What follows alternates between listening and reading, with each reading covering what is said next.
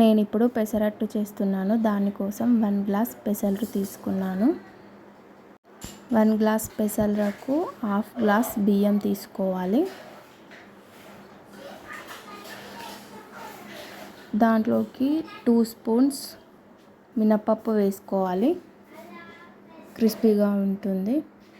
వాటిని బాగా వాష్ చేసుకోవాలి. వాష్ చేసుకున్న తర్వాత 6 to 8 అవర్స్ నానబెట్టుకోవాలి. నానిన తర్వాత మిక్స్ చేసుకోవాలి. మిక్స్ చేసుకునేటప్పుడు 2 పచ్చిమిర్చి 2-3 వెల్లుల్లి వేసుకొని అందులోనే కొద్దిగా జీలకర్ర వేసుకొని మిక్సీ పట్టుకోవాలి. మిక్సీ పట్టుకున్న తర్వాత దాంట్లో తగినంత సాల్ట్ వేసుకొని బాగా కలుపుకోవాలి. కలుపుకున్న తర్వాత ఇలా పల్చగా ఉండాలి. పల్చగా ఉంటేనే పెసరట్టు బాగా వస్తుంది. తర్వాత పెనం పైన దోశ వేసుకోవాలి.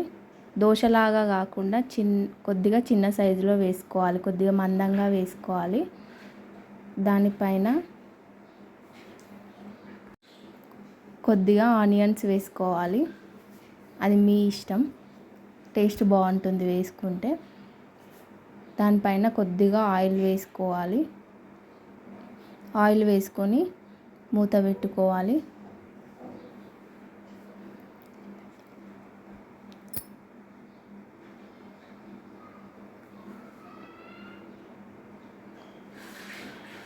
తర్వాత క్యాప్ తీసి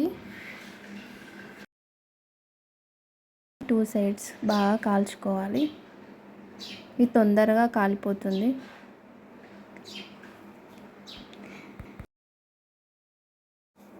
అంతే, ఆనియన్ పెసరట్టు రెడీ. మీరు కూడా ట్రై చేయండి.